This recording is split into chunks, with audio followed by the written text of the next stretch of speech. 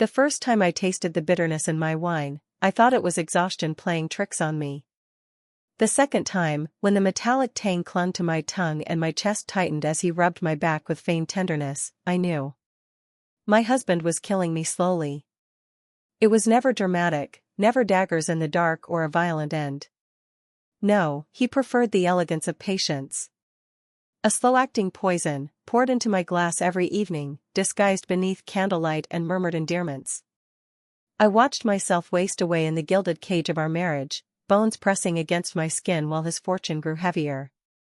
He smiled as my health declined, and in the end, when I could no longer lift the glass myself, he tilted it to my lips and whispered, "Drink for me, darling. One last time." I died in his arms, his voice the final lullaby. But death did not end me. Fate is cruel, or perhaps merciful. I awoke not in the void, but in the fragile body of my younger self, years before the poison ever touched me. My hands were unmarked, my lips unstained. My husband had not yet married me. The world saw me as innocent, but my soul was reborn colder, sharper, filled with venom of its own. I did not choose my birth name again. That woman was weak, naive, a lamb led to slaughter. I buried her with my corpse. Instead, I became someone new. I studied, I built, I clawed my way into fortunes he could never imagine. Men who once overlooked me now bowed when I entered a room. I took on an identity forged of iron and silk, cloaked myself in mystery, and watched as my investments spread like wildfire. Years passed, and when I was ready, I returned to the city where my husband still thrived, never knowing I lived again. He was older, richer, smugger, but so unprepared for the ghost about to walk into his empire.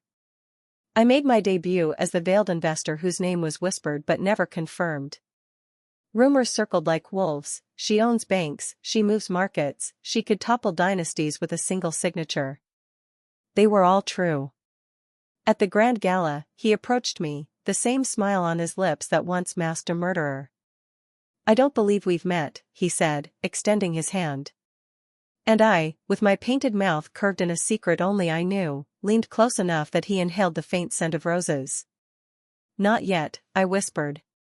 My heart did not race, his did.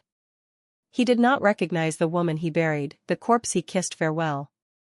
But when I brushed my lips against his cheek in greeting, a spark of unease flickered in his eyes. For a heartbeat, I thought he tasted the ghost of poison there. The gala shimmered with chandeliers and champagne, but I barely heard the music over the pounding silence between us. My husband, no, my killer, stood before me, utterly unaware that the woman he once buried now breathed again, disguised by fortune, face, and name. He thought me a stranger. I let him think so. His hand lingered when it brushed mine, the way men do when they see something they want. He was a hunter, always had been, always would be. But this time, the prey he reached for had teeth. I watched him from behind the veil of my champagne flute, noting every twitch of his jaw, every narrowing of his eyes when the whispers about me reached his ears. He hated not knowing. He thrived on control, and the enigma of me unsettled him. Good. The first strike of poison is doubt, and I had already poured it down his throat without him realizing. When our eyes met across the ballroom again, I raised my glass in a silent toast. He mirrored it, but his smile didn't quite reach his eyes. I wanted him to squirm. I wanted him to sense danger without understanding it. My new life was not just about revenge, it was about performance. Every step, every glance was part of a script I'd written to undo him. And tonight, Act 1 began. Later, as the night waned, he cornered me in the terrace garden. The air was heavy with roses, their scent cloying like the perfume I wore deliberately to mock the last nights of my deathbed. He stood close, his voice low, dangerous in its familiarity. "Everyone here seems to know you, but no one knows your name. Who are you really?" My lips curved into something that wasn't quite a smile. "A woman who knows more than she says, and sees more than she shows." He studied me, suspicion shadowing his expression. For a moment, I saw the calculating man who once chose a slower murder so no one would suspect him. That same cruelty flickered in his gaze, but beneath it, I saw something else: uncertainty.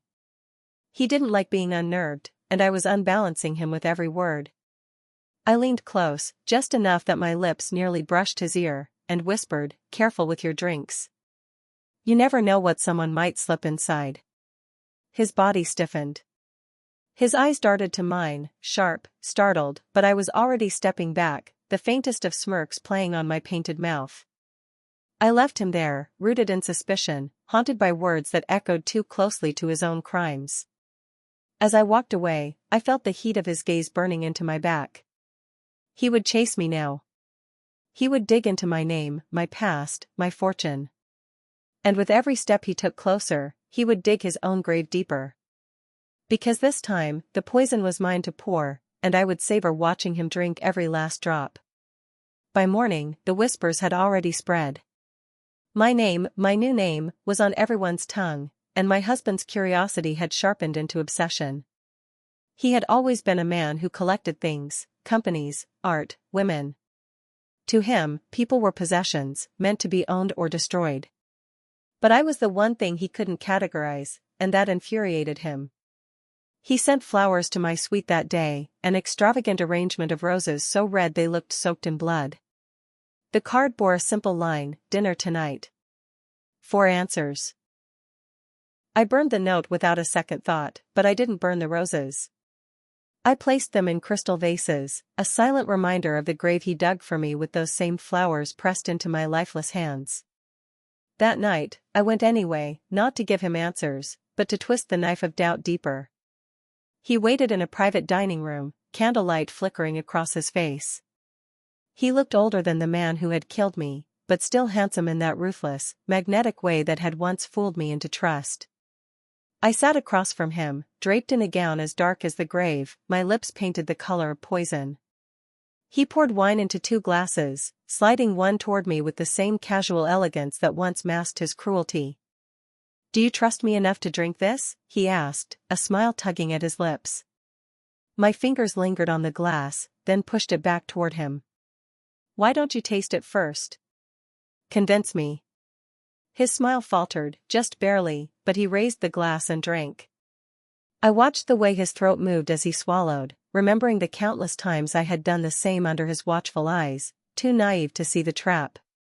Now the roles were reversed, and the shadow that flickered across his face told me he felt it too. Conversation flowed, sharp and careful. He asked questions that seemed harmless, but each one was a probe into who I was, where I came from, what my fortune meant. I deflected them all with a laugh, a brush of my hand, a curve of my lips. The more I refused to reveal, the more desperate he became to unravel me. When dessert was cleared away, he leaned close, his voice low, intimate. "You remind me of someone.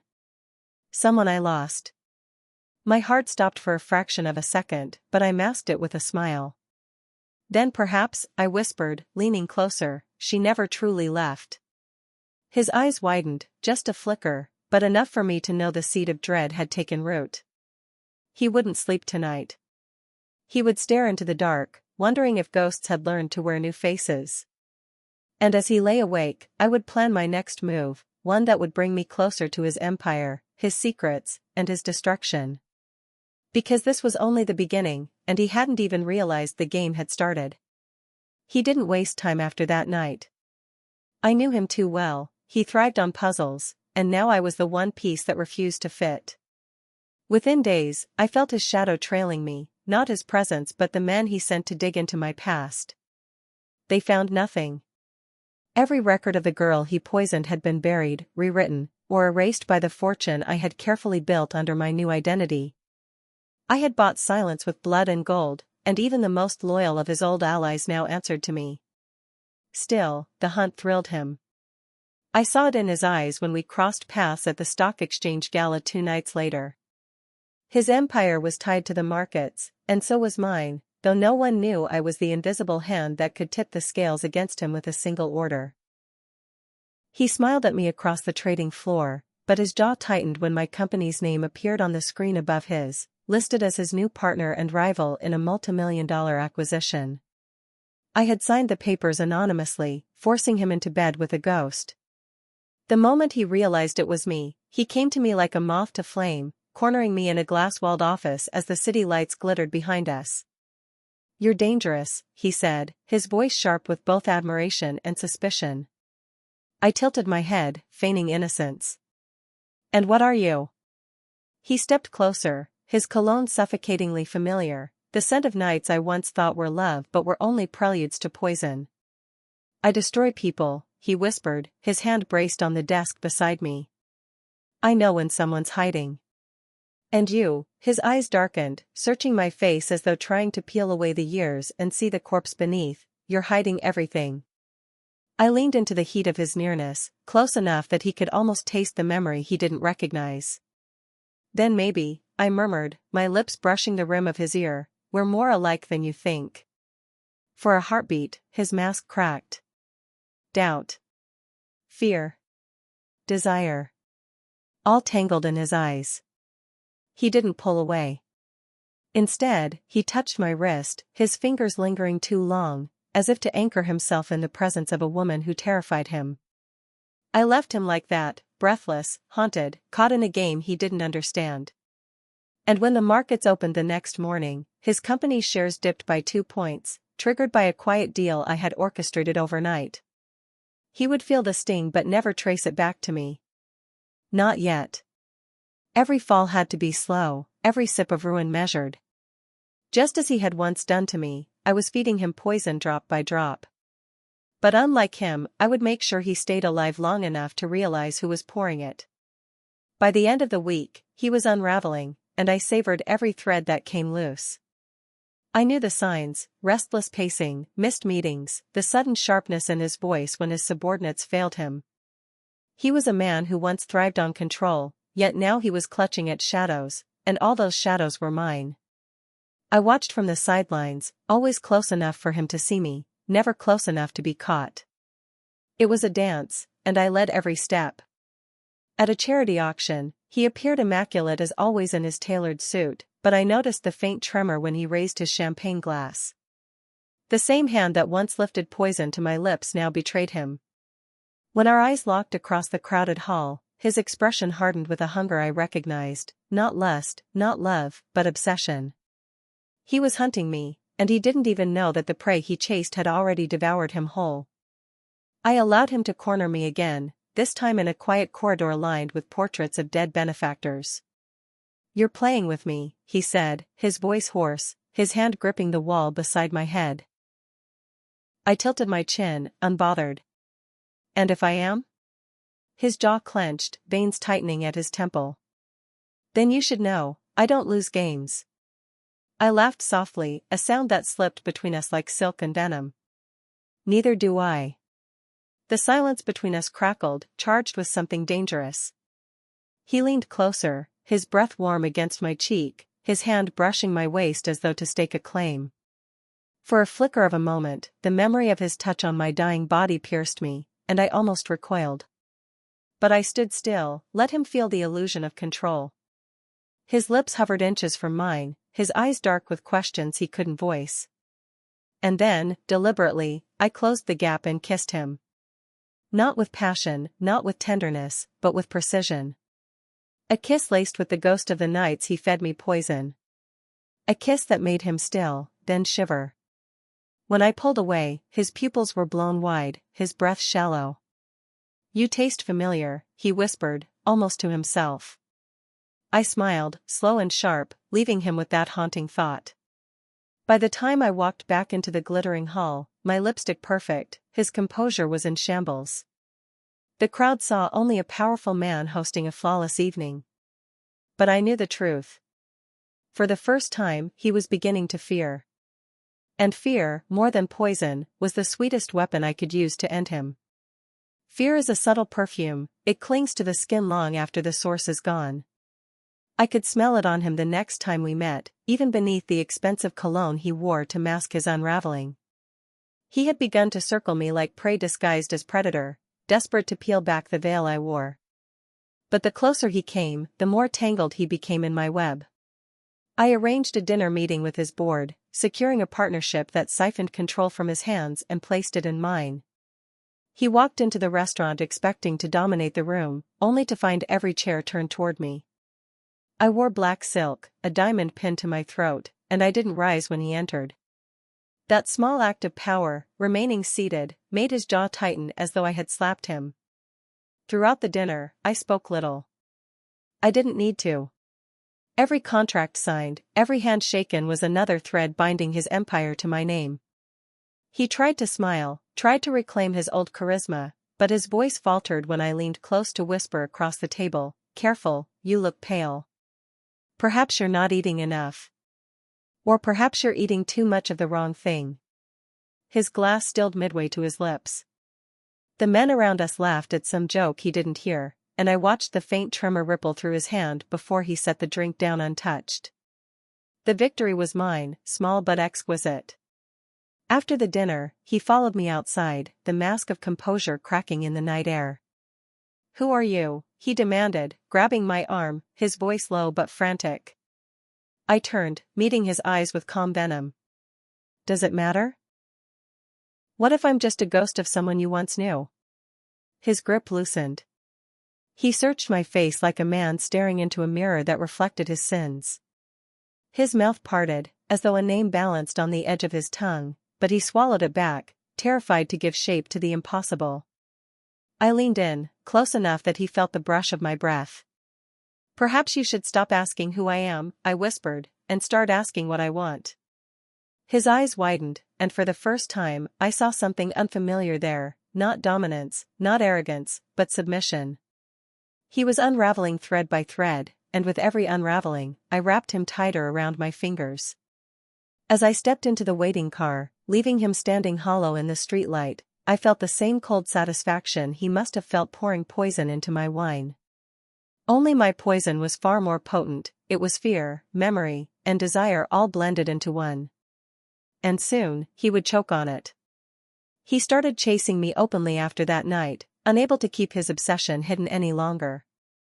Every event I attended, he was there, a shadow in a suit, pretending coincidence while his eyes burned holes through me. He sent gifts now, not roses but jewels, bracelets, necklaces, all things he once denied me when I begged for a scrap of affection. I accepted every box, not because I wanted them, but because I knew it drove him mad to see me wear them in public without acknowledging him. Each glittering stone was a leash he tried to throw around my neck, and every time I flaunted them without gratitude, the leash snapped. The more he reached, the further I slipped, until one night he showed up at my private penthouse uninvited. I found him standing in the center of my living room, glass of my liquor in hand, as though he still owned every room he entered. "You shouldn't be here," I said, my voice calm, but inside I savored the desperation etched across his face. He laughed, low and dangerous. "You think you can keep running this game forever? I've dealt with enemies, rivals, betrayers. None of them unsettle me like you do." He stepped closer, setting the glass down with a deliberate clink. "It's like kissing you. I know that taste. I've tasted it before." The air between us thickened, heavy with the ghosts of my past death. I let silence stretch until he reached for my wrist, fingers curling tight, seeking answers through touch alone. Instead of pulling back, I leaned in, so close our lips brushed. His breath hitched. "Maybe," I whispered, "you've kissed too many corpses to remember which ones." His hand dropped as though burned, his face pale under the dim city lights spilling through the window. For the first time, he looked like he had seen a ghost. And in a way, he had. He stumbled back, but his gaze never left mine, caught between terror and desire. "Who are you?" he asked again, almost a plea now. I smiled, slow and venomous. "The woman who's going to watch you beg before the end." His jaw clenched, rage sparking in his eyes, but beneath it, fear, sharp and undeniable. He left that night without another word, but the silence he carried was louder than screams. He was starting to understand. He had once poured poison into my glass. Now he was the one swallowing it, sip by sip, unable to stop. And I wouldn't let him stop, not until he was on his knees, gasping, begging, remembering exactly who I was. The cracks in his empire widened with every passing week. I had moved carefully, quietly, buying out his allies, redirecting his investors, turning every trusted hand against him. He didn't know the faces behind his downfall all answered to me. Still, he kept circling me like a starving wolf, unable to let go of the scent I left in his veins. At a midnight gala on the pier, he cornered me again. The sea air whipped through my hair, the waves crashing as though echoing his turmoil. He looked tired, shadows beneath his eyes betraying nights without sleep, but his gaze still burned with obsession. "You've taken everything from me," he said, voice low and ragged. "And yet I can't stop wanting you."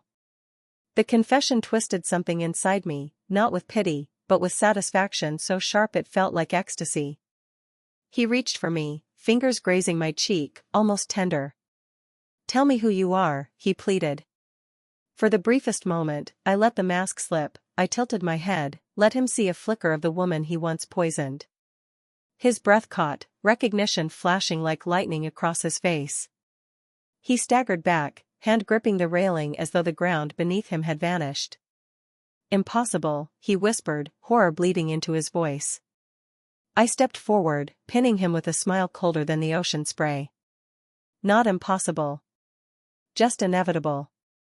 His lips parted, his body trembling as if the ghost he thought he buried had come back to drag him down into the grave. I leaned in close, my mouth brushing the shell of his ear. "Do you remember the last glass you held to my lips? The last words you whispered as you killed me?" His body froze. His pulse raced so loud I could almost hear it. I pressed my lips to his cheek again, soft, lingering, the way I had on the night of the gala, only now I whispered, "Drink for me, darling. One last time." He jerked away as if struck, his eyes wild, sweat beading along his temple. In that instant, I knew, I had shattered him. He would never sleep again without seeing my face, never sip from a glass without tasting poison, never touch another woman without remembering the corpse he made of me. The empire he clung to was crumbling, but more importantly, so was he. And this was only the beginning. After that night on the pier, he spiraled faster than even I anticipated. Rumors spread of him snapping at his board, drinking alone in his office, and firing loyal staff for imagined betrayals. The man who once poisoned me with patience now devoured himself with paranoia. It was delicious. I made sure to press harder, orchestrating my attacks with the same elegance he once used on me. My companies began swallowing his contracts one by one, and the press painted me as the mysterious savior of industries he had neglected. Every headline stole another ounce of his pride, another sip of the poison I poured into his life. When he finally called me to his office, I almost pitied him. Almost. He was thinner, his skin stretched tight across his cheekbones, his gray eyes sharp with desperation. "You win," he said the moment I stepped inside, his voice hoarse, broken. "Just tell me who you are. Tell me why." I crossed the room slowly, savoring every ounce of his ruin. His office smelled of stale liquor and fading power. I sat across from him, legs crossed, hands folded in my lap like the queen he never deserved. "You want the truth?" I asked, my voice silken. He nodded, his hands shaking where they gripped the desk. I leaned forward, my lips curling into a smile. "You already know. You just don't want to admit it." His breath hitched, and for a moment he looked away, as if facing me would force him to confront the corpse he thought he'd buried. But I reached across the desk, taking his chin in my hand, forcing his gaze back to mine.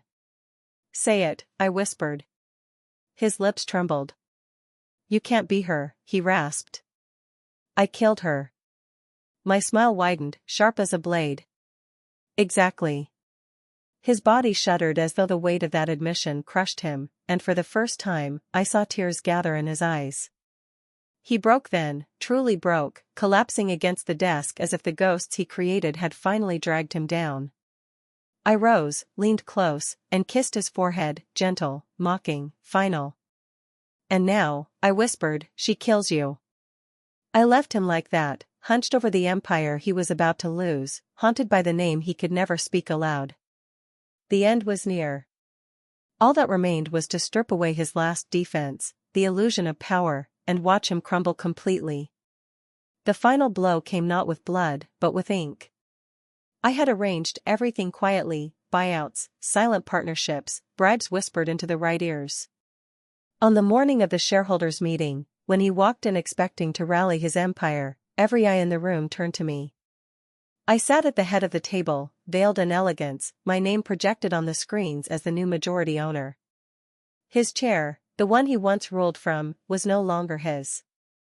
He froze, the color draining from his face as though the poison finally reached his heart.